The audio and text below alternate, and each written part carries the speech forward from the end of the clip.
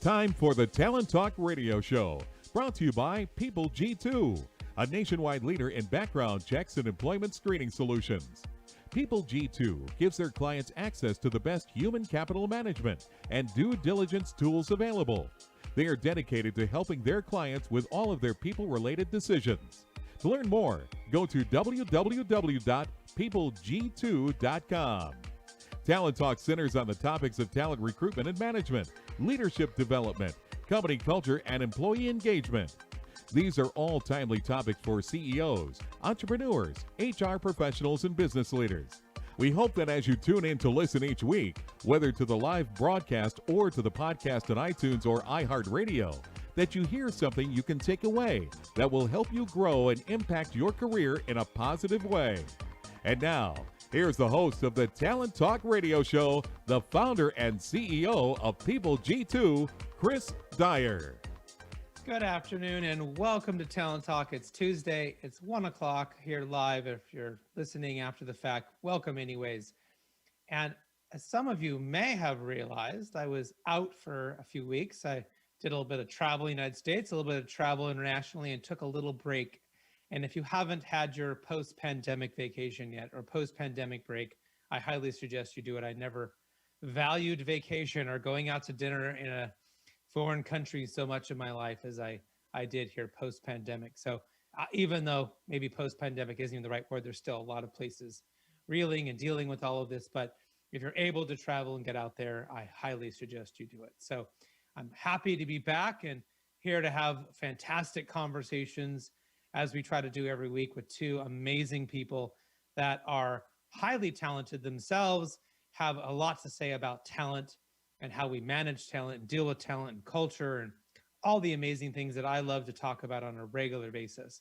And we've had so many amazing people talking about their stories, giving us advice, that a lot of that has gone into my last two books. So a lot of you may know I did the first book a few years ago. It was a bestseller called The Power of Company Culture. But now we have a new one and it's come out, and I'm so happy to say that thank you all for supporting me and buying the book and making that one a bestseller. It's called Remote Work with my co-author, Kim Shepard. You can find it on Amazon or wherever you buy your books online. You're sure to find it. Or if you can't find it, you know how to get a hold of me. Find me on my website and I'll be happy to direct you to the right place. So, there's, again, so many stories, so much to talk about. And company culture really dominated the conversation for us here on the Talent Talk Radio Show for years. And then, of course, remote work came in and just obliterated that. For the last year and a half or so, we've just been remote work. And now it feels like we're shifting a little bit, right? Kind of getting back to, okay, remote work's there. That's cool. We can continue to have that be a part of our conversation, but we can't forget about how to be good leaders, how to be good companies, how to have great culture. And so I think we're going to continue to have a balance here. So we'll see what our guests today want to talk about and focus on. But as I mentioned, we are live every Tuesday, 1 p.m. Pacific Standard Time. That's, of course, I'm on vacation. And most of you get us, though, on the podcast. So we've got over 10,000 of you a day downloading, shows on iTunes, iHeartRadio, Stitcher, Spotify. Huge thank you to the millions of downloads we're getting every year from thoughtful listeners like yourself. Please feel free to subscribe so you never miss a show wherever you listen to your podcast. Share it with your friends, your coworkers. We'd love to have the audience grow. And most importantly, once you're here, we'd love for you to be a part of the conversation. So if you hear something you want to comment on, you want to talk about, we are live tweeting this on Twitter. So at PeopleG2, or you can follow the hashtag Talent Talk, and my social media coordinator, Angela, will sort of keep track of that. She feeds the best one-liners, the best information, book links, profile links, whatever's important for you to be able to grab there, so you don't have to write it down. And if you have a question, she even tries to feed those in live. So sometimes we get live questions on the show, which is a lot of fun. All right, my guests today are two of the hottest new authors from prestigious Harvard Business School. So my first guest will be Sandra Sucher, professor of management practices at Harvard Business School. And then, so it's sort of a Harvard show this week, and followed by fellow Harvard Business School professor Ram Charan. Hopefully I've said that one correctly. But let's go ahead and get started. Bring in my first guest. Sandra, welcome to the Talent Talk Radio Show. And I really appreciate you being here. Well, thanks so much. I'm glad to be here. So why don't you tell everyone a little bit about you? What is it you focus on? What's your work all about? What are you doing at Harvard? And of course, I know you're the chairwoman of the Better Business Bureau, and you're author of a new book called The Power of Trust. So, maybe give us the 10-cent tour here to probably a long life of incredible accomplishments. Well, I'll let your listeners judge whether that part's true. Uh, so, so let's think. For the last 20 years, I've been at Harvard Business School. I'm a professor of management practice. That means I came from industry. So I spent 20 years before that. I was 12 years at Fidelity Investments as their chief quality officer. And before that, I spent 10 years in fashion retailing. So I love business, I love organizations, and I care enormously about helping people and organizations get better at what they do. So I could summarize my work as being all around that. Well, and I think that's why this show is here. We want to talk about those things and talk about how we can, help people get better. And I think there's a lot of people out there like myself that want to grab a smart person like yourself and say, just tell me the secrets. What do I need to do? What do you think? And that way I can go do it and be an awesome leader, be an awesome manager, or whatever that may be. Maybe we can sort of start with the topic of trusted leadership. Yep. I think a lot of what has been floating out there in the interwebs lately is really, in my opinion, about trust. First, it was, can we trust them to work? Now, can we trust them, to manage this hybrid thing? There's always this idea of trust. So what does trusted leadership look like in today's, sort of modern evolving landscape of work look like to you? So here's an example of a leader who I think earned trust by the way he acted. So this is a story about Dave Cote when he was the CEO of Honeywell. And Dave Cote managed Honeywell through the terrible Great Recession that we had. And he decided that rather than lay people off, he was going to use furloughs. And he did that based on, 2 decades at GE and seeing the damage that layoffs do inside corporations, as well as to the individuals involved. He said, that's not going to help us this time around. And so he decided, he asked basically people inside the organization to take between 1 to 5 weeks of unpaid leave. And he did that because he needed to reduce the line item called labor at the time when his revenues were going down. And what he did that was so impressive, he did 2 things. I'll talk about the first thing that he did is he was great at balancing interests of competing groups. So when he did this, he knew that his shareholders would have preferred that he took a layoff. It's fast, it looks easy, and you get an immediate hit to the bottom line. He also knew that given a choice, his employees would have just as soon he forget about shareholders and say, look, business is tough. Why should we worry about their interests? And what he did is he prioritized customers first. And he said, the one group I'm really going to take care of during the recession is customers. And so I'm going to make good on every promise I made, every new product that we said we were going to come out with, we're still going to do. And in order to do that, that's what led him to furloughs. It's like you can't make that kind of progress in your company by having people disappear who are part of engineering teams who make things happen.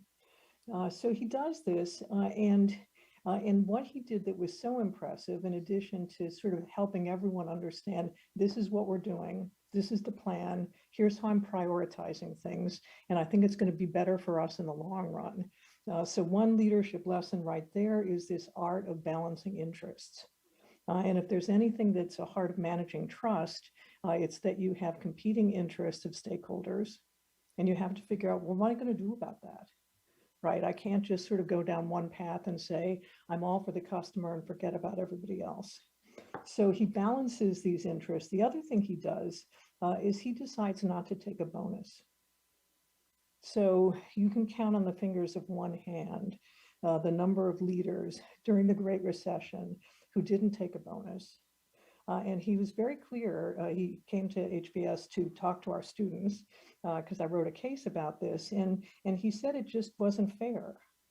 If he was asking people to give up 1 week, 5 weeks of pay, he said, it's not going to hurt me as much as it hurts them. but at least I'm going to show that I'm in this. And because he did this, and this is the second leadership lesson, his direct reports all then didn't take a bonus as well. So, you sort of said in all of that he put the client first. And really what I heard from you was that he put his employees first.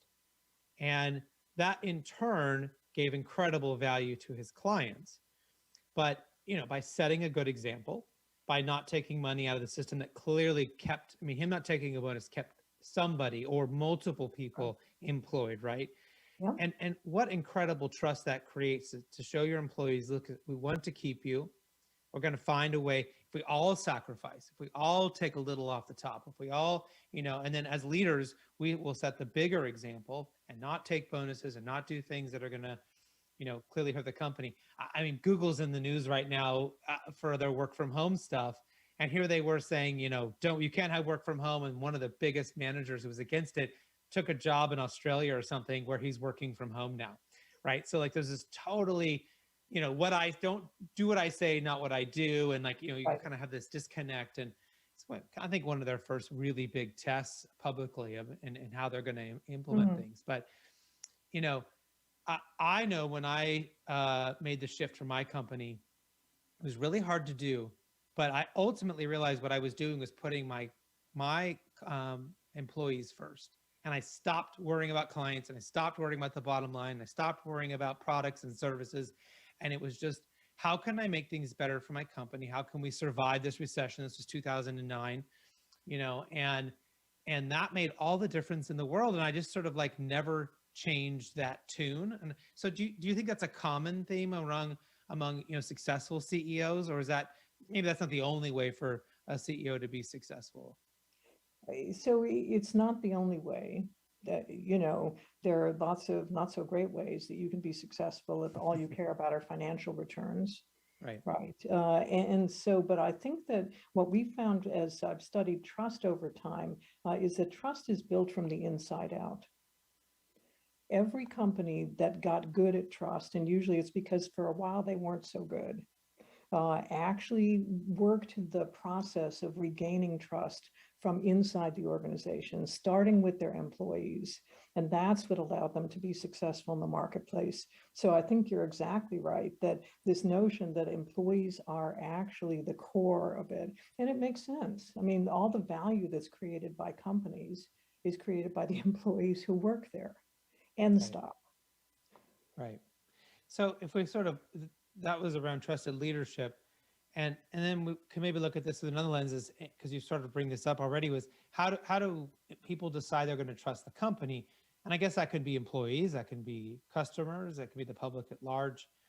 And it sounds like you got to set a good example. You got to do what you say you're going to do. But what else sort of goes into that to, I guess, for people to help trust an organization? Right. So the first thing to understand is what is trust? So trust is vulnerability. Trust is a relationship in which I'm counting on Chris to lead a good interview, to not sandbag me with questions that I'm not equipped to answer. Right. And so trust works like this. I'm reliant on you to do certain things, and they're quite specific. And so we usually think of trust as like this glue that holds us all together. It's actually quite specific and limited, which makes it easier, by the way, to get your arms around. But there is a pattern to why people trust companies. And let me use Uber as an example of how this pattern works. There are 4 elements that matter to people when they decide whether to trust a company. The first is competence. So no one in their right mind is going to trust you as a company if you're not good at doing the thing you say you're going to do. Right. And that is the foundation of trust. And honestly, if you don't have that, it's game over.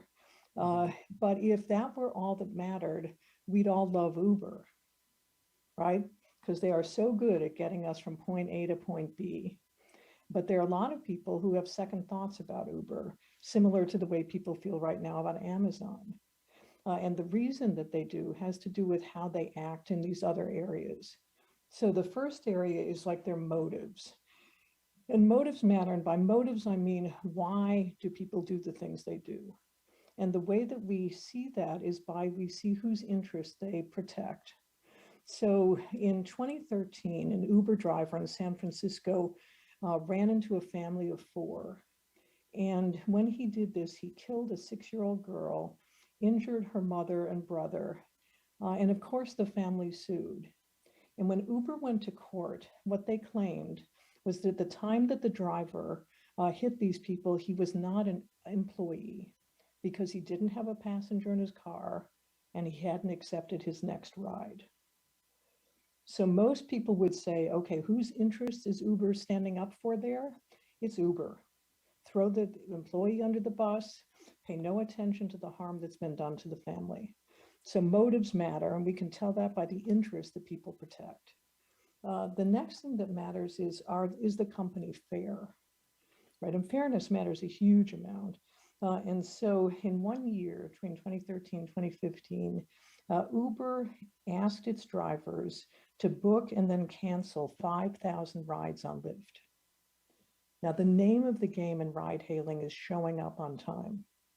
You cannot be competitive if you can't do that. And what Uber was doing was an unfair way of trying to sandbag and undermine its competition, getting at the very thing that people count on it for. So being fair matters. And the last thing that matters is just the impact of the company's actions, right? And this is not your purpose, the grand things that you say. This is, I can see it with my own eyes. I get what you're doing, and you don't need to tell me what it is. I know what you're doing. And I expect you to take responsibility for the things that the ways that you impact people's lives. So in 2017, there was a reliability engineer named Susan Fowler. She wrote a blog post about how awful a place Uber was to work if you're a woman. This blog post went viral, and she ended up leaving, not surprisingly, a few years later.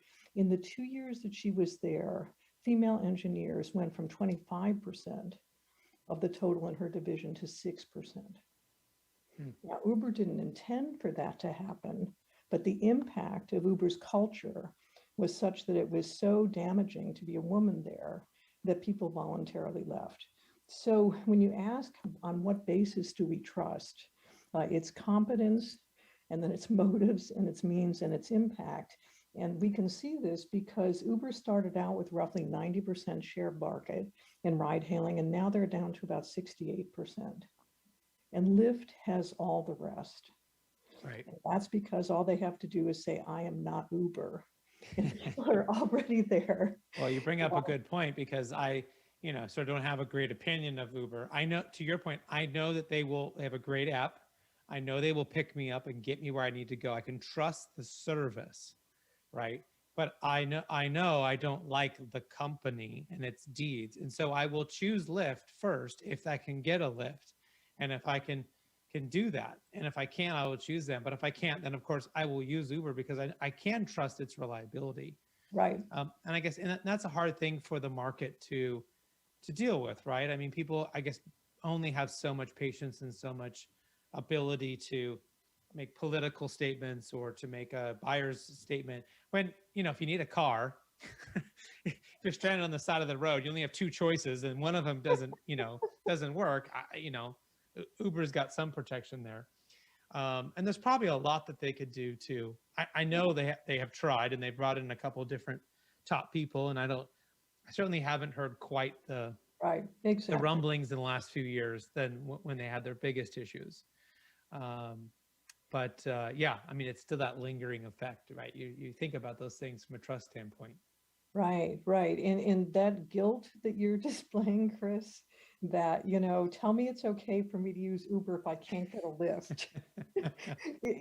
That's like a moral twinge, right? Yeah. There's some part of you that says, God, I hate doing this, but I'm really going to go do it. And Right. that's a very realistic thing. So it's not that, by and large, companies that aren't trusted, they don't go out of business if they're large and well capitalized. Right? Yeah. They just don't. But what they do is people have second thoughts about doing business with them, and they give away share to their competitors, and they have a harder time attracting people because people don't want to be associated with them. And so there are definitely costs, and in some cases extreme costs, to doing poorly on the trust front. But by and large, it's those of us who are just making these decisions who decide who we trust and who we don't. Right. And so, I imagine a lot of these types of concepts and things are inside your book, The Power of Trust.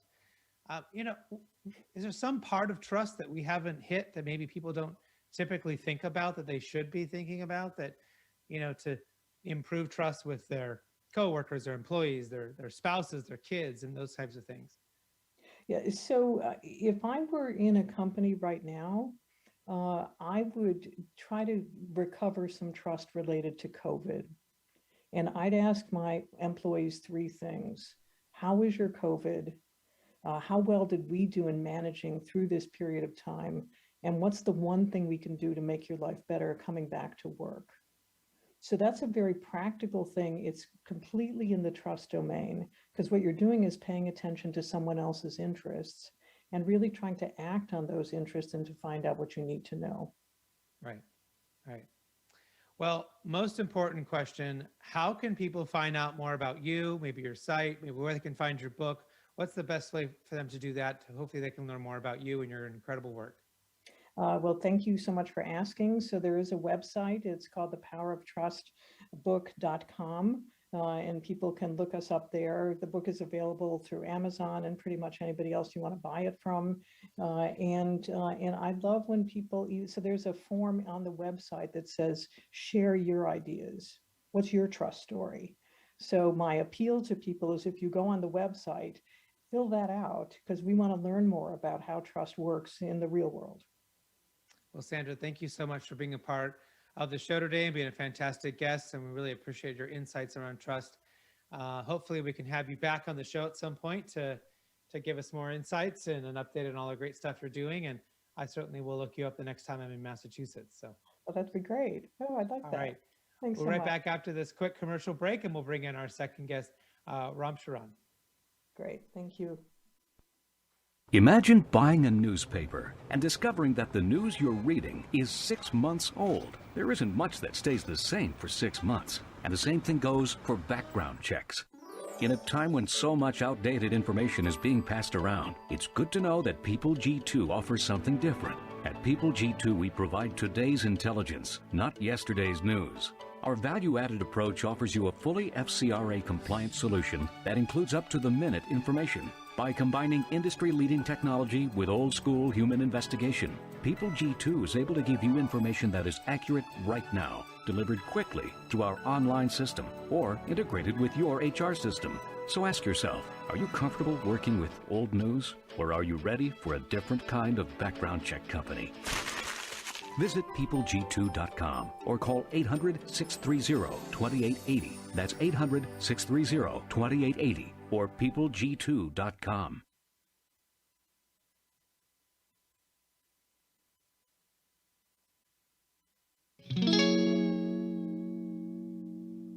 Talent Talk Radio Show. In case you missed my first guest, Sandra Sucher, you can listen to her interview and podcast on iTunes, iHeartRadio, Stitcher, Spotify, wherever you find your podcast. We're happy to have you subscribe and tune in. But let's go ahead and get to my next guest, Ram Charan, #1 New York Times bestseller and Harvard Business School professor and worldwide expert on business strategy, execution, corporate boards, and building a high-performance organization. Quite an expert on many things. Don't forget, we're on Twitter. Follow the hashtag Talent Talk or at PeopleG2, and you can provide comments and find links to Ram's profile, books, and everything else. But Ram, welcome to the show today. How are you? Thank you. Good to hear your voice. I'm delighted to be on the show. Thank you. I'm very good today. It's a nice sunny day in Dallas. Fabulous. You're in Dallas. All right. Well, I was going to say, if you're in Massachusetts, who knows what the weather is, but if in Dallas, maybe a little more predictable. Yeah, I lived in Massachusetts for 10 years. Its weather is very unpredictable. Yes. Well, why don't you tell everyone a little bit about yourself? What did I miss? What's important for us to know about you and the work that you're doing right now? The key point here is that the world is going to be optimistic. Economy will continue to happen. We, the leaders, make a difference. There's no need for any commiseration Go forward. Lots of opportunities, lots of hurdles. Leaders define hurdles and leaders solve hurdles. But we are in good spot to go forward. We are overcoming the pandemic. We will overcome it. And we now loosen up our psyche and go forward. So maybe looking over what's happened in the last year and a half, I mean, it's been quite a bit of change. I think most of it's pretty fantastic change in allowing for more flexible work and removing maybe some of the junk, the old ways of working that were there. But in your opinion, what has changed about business today that maybe we could render obsolete, or maybe some of the classic strategies of maybe it's become undone a little bit? Is there a new playbook and a new way of working? Yes, number one, we did not pay enough attention to employees. This is number one. Not because there's a shortage of talent, but the people in power coming to terms that their leverage is people, empathy. More important, release their energy. Even more important, find a way where they can exercise their dream, build their capabilities, and they can get freedom to do and not have 5,000 layers between the CEO and the person. That is a change. It's happening. And this has been set by people like Amazon, even though Amazon has other problems, but they now have in parts of Amazon only 3 layers. We have companies like Fidelity Investment, 3 to 4 layers. So people have more freedom, more ability to exercise their energy and their creativity. You know, the nation is built by talent. Nation is built by leaders. Leaders find technology, develop and deploy technology. So leaders and talent, this is a big change from the pandemic. And the second big change is that the application of digitization, application of algorithms, artificial intelligence, machine learning is no longer an option. And it is commoditized. Most of these tools are 100 years old. So people need to get on with it. Those who don't digitize, they will die. Those who digitize and do it in time, see a huge prosperity. That's the second major one. Third major one is that if you don't care for a customer, you won't live. You got to be obsessed with customer in a proper way. Individual customer. For 100 years, we have mass production, mass marketing. Amazon clearly showed that you and I are now each individual customer. They have data on us. They know our peculiarities. They predict our own needs. Algorithms permit that. And the last one is the companies have now come to realize, in the case of pandemic, particularly COVID-19 vaccines, US competitors collaborate, use data. What used to take 8 years is now 1 year. I see one company that has done a drug development in 3 years because they share data. Mm-hmm. So these are very major, what I call the real moments in history that is going to change for the better. And that's where we need to go.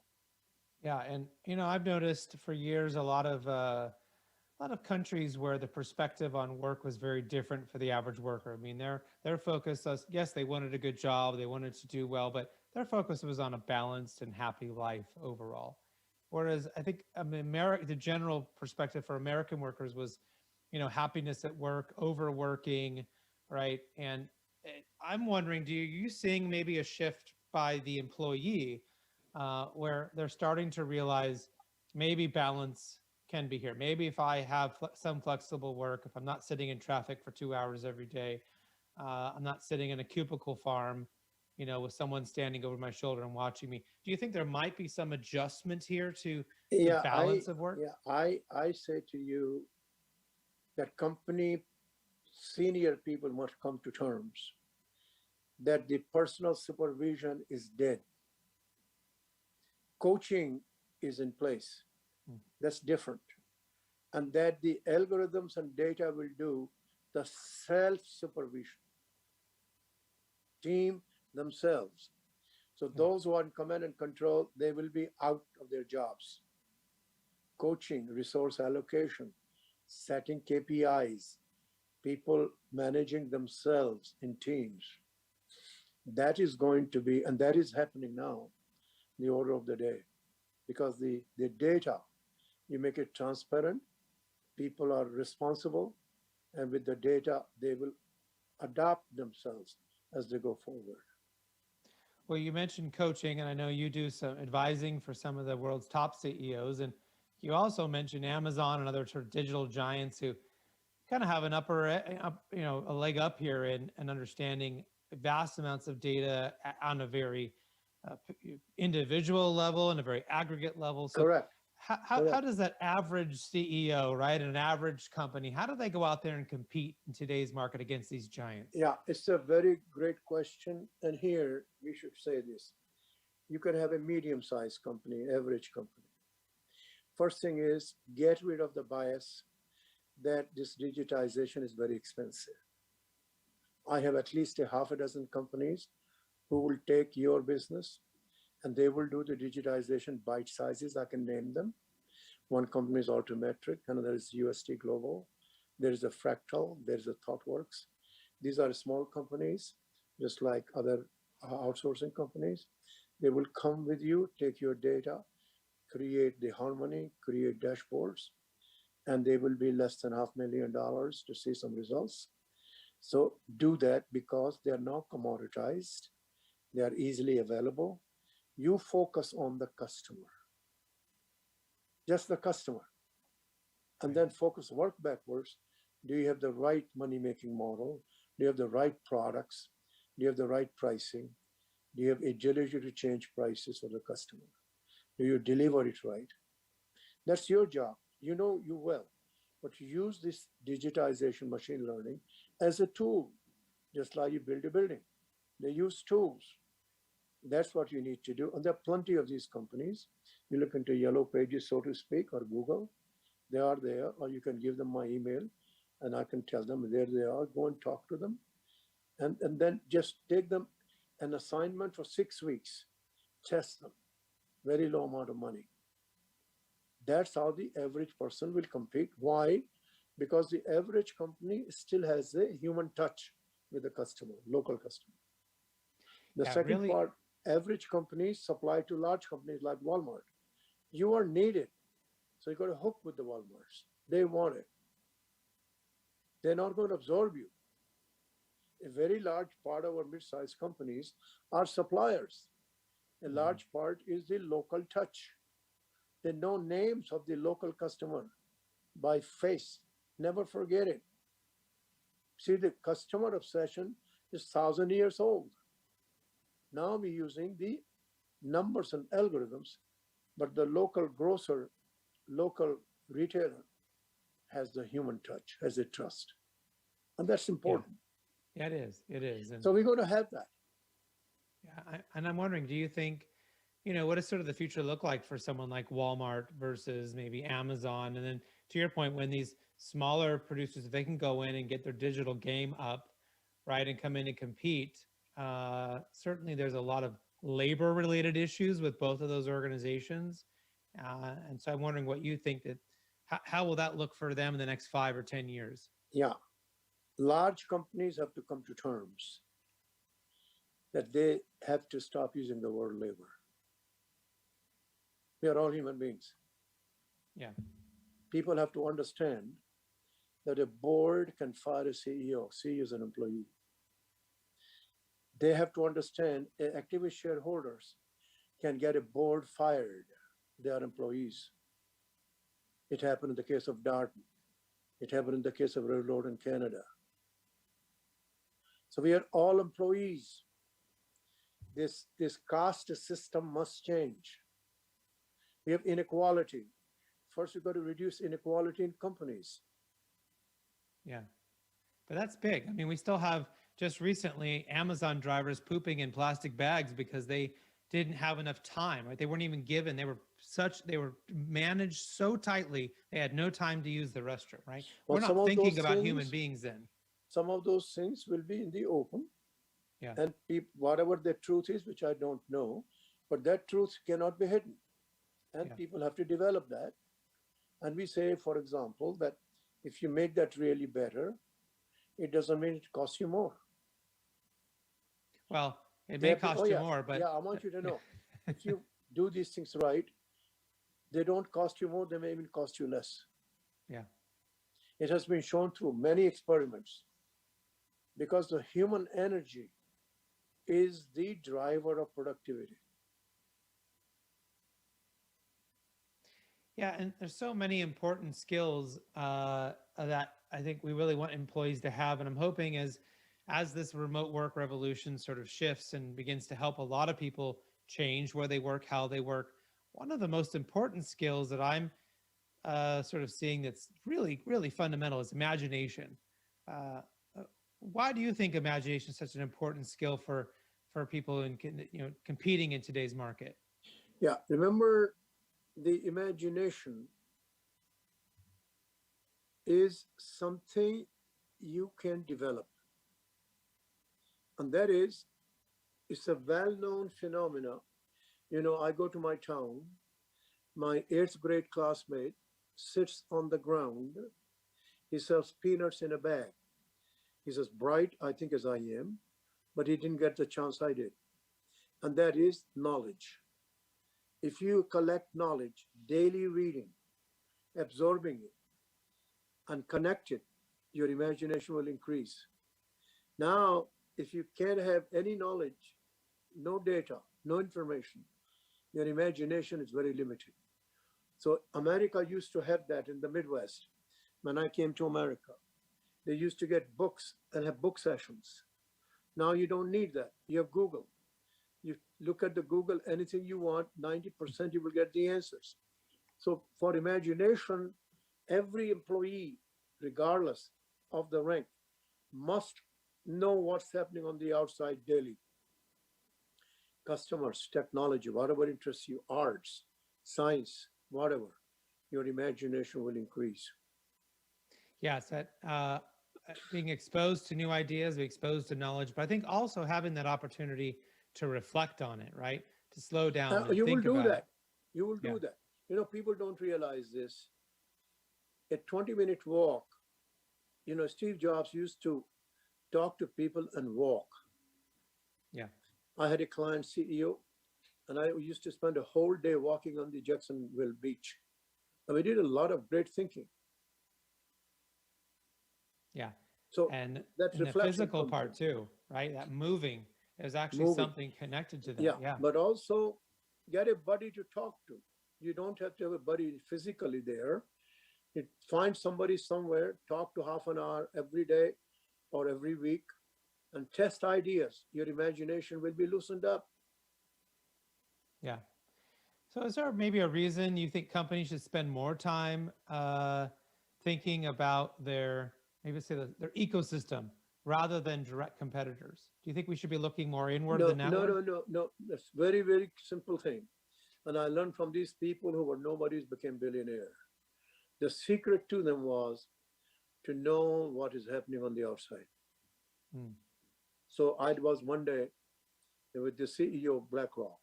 It's the largest depositing funds in the world. Sitting next to him, I was lucky. And I said, Larry, love to learn what you're doing. He said, I don't go to bed until midnight or whenever, until I see the latest news around the world. Hmm. Think about that. Now, this is his business.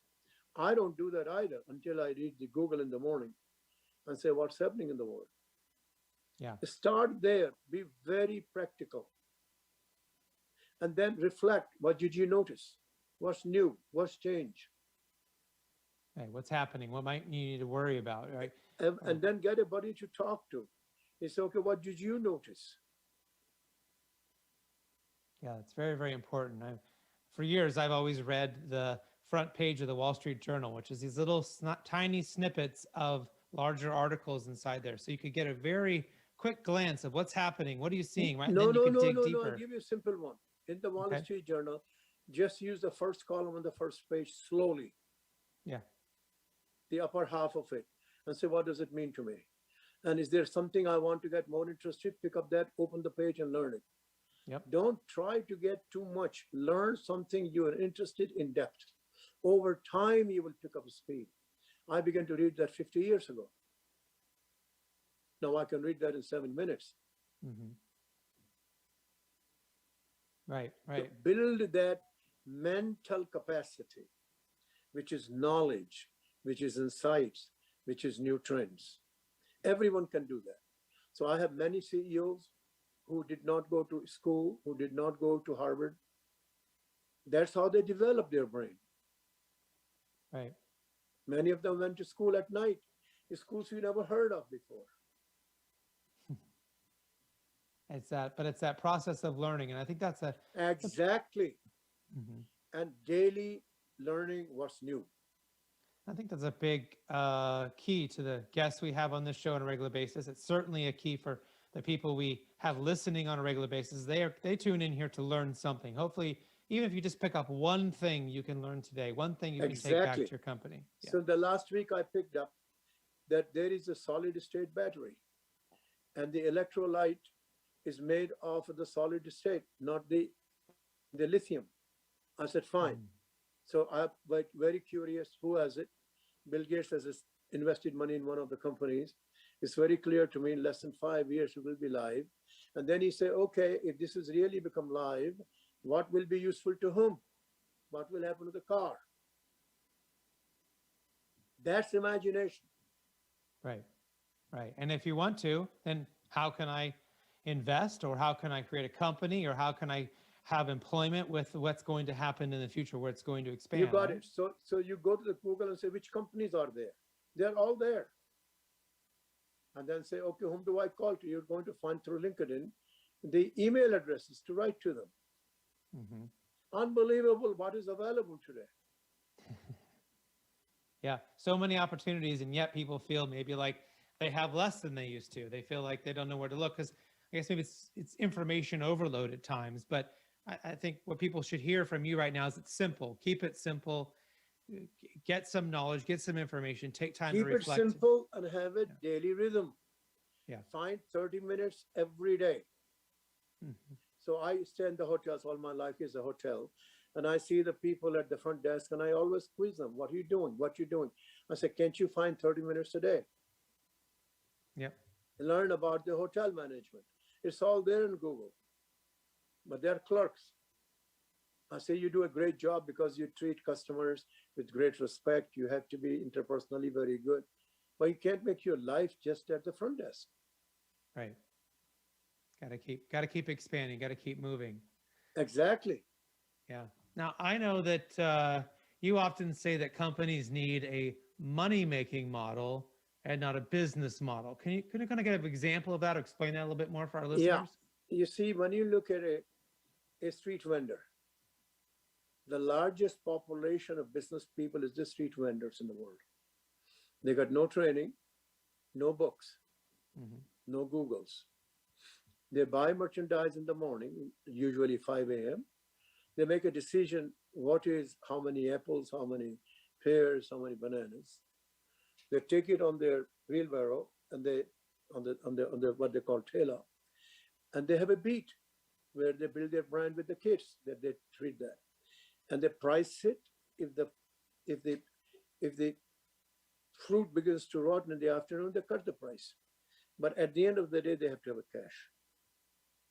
So their model is money-making model. You buy something for $9, you sell for 10. They know, and they have never had a school, you got 10% gross margin. They know that, by the way, that terminology across the globe. Translate into the language locally. I go to these villages and I see that. And so out of that, they do what they need to do during the day. And that's the cash they have to have. So you take a large company, and they have total sales of General Motors of, let us say, 200 billion, very large. okay? And then they have a cost for it. And let us say of 200 billion, they have roughly, I would say 160 billion in cost. So 40 billion is a gross margin. Now they have to do advertising, they have to do logistics, they have to do this, they have to do that. And so what's left at the bottom line is 10 billion. It's exactly the same logic. Right. More complexity, more items, more government regulations, more accounting complexities. So Amazon, roughly 2020, their total revenue is 400 billion. And they grow 25% per annum. And their gross margin is roughly 40%. They got a hard cash of 160 billion. It's up to them how they want to allocate. Nobody on the planet has that. It's hard cash. That's Now, a lot. they're investing most of that in technology, in last mile, in warehouses. So they get 25% growth. That's what I call money-making model in a simple way to articulate. And then say how people do that. So they're investing more than 50 billion in technology this year. Wow. They're going to buy 62 million square feet of warehousing space.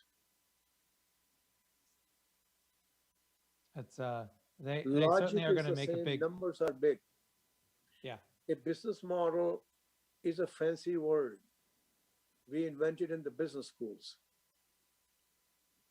A kirana merchant, a corner grocery store, a 7-Eleven, a street vendor, they keep it very simple. What's the sales? How many dollars? What's the gross margin? What's the cost? Do I give somebody a credit or not? Do I build my image when I go to the beach that I treat the children very well and children go and tell their mom, you know, so-and-so was very nice to us. That's a brand. Right. Right. So And it's a way for you to guys stick do out. that. We hire the specialist advertising, right on so. But the difference is the street vendor running the whole business, very micro business. A grocery store guy running a micro store. In a large company like General Motors, Ford, Volkswagen, people have specialized. They have silos. We need experts. But not everybody is able to see the total picture. Those are the CEOs, CFOs, who are able to see the total picture. Because it's large scale and complexity. Those who want to learn this, read my book, What the CEO Wants You to Know. I wrote in 1998. First 50 pages will take you to a street vendor and then a Jack Welch of GE to compare that. Well, and I'm sure people would love to read your book if they haven't already. And is there anywhere else they should think about looking for you, or do you have a website or another way that they should? Yeah, website, I have 32 books. Every book is designed for practitioners. Everything I have in the book has been tested somewhere by some practitioner. There is no theory there. It's not for theoreticians. You can start any of those that are useful to you Monday morning.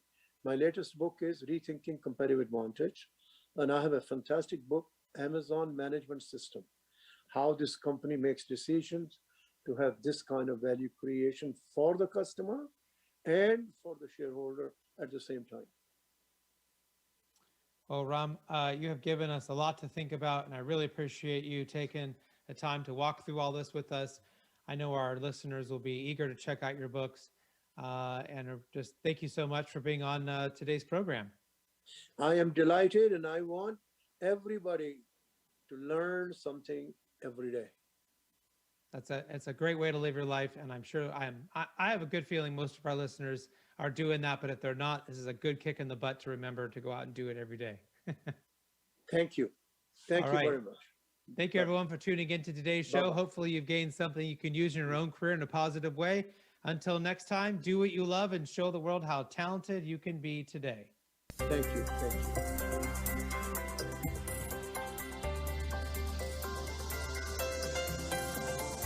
you. You've been listening to Talent Talk Radio, brought to you by People G2.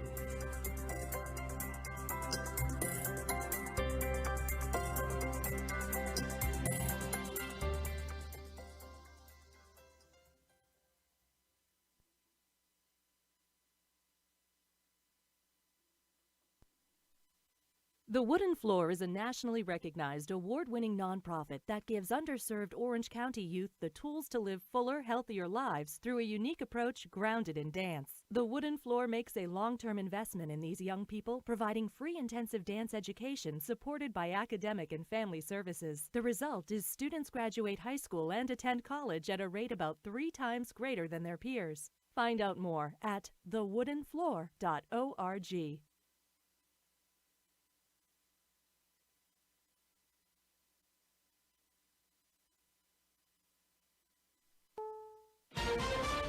This is CBS News on the Hour, sponsored by Credit Karma. I'm Lisa Mateo. President Biden pushes Congress to protect voting rights. The president forcefully took on his predecessor's false claims that the election was stolen. The big lie is just that, a big lie.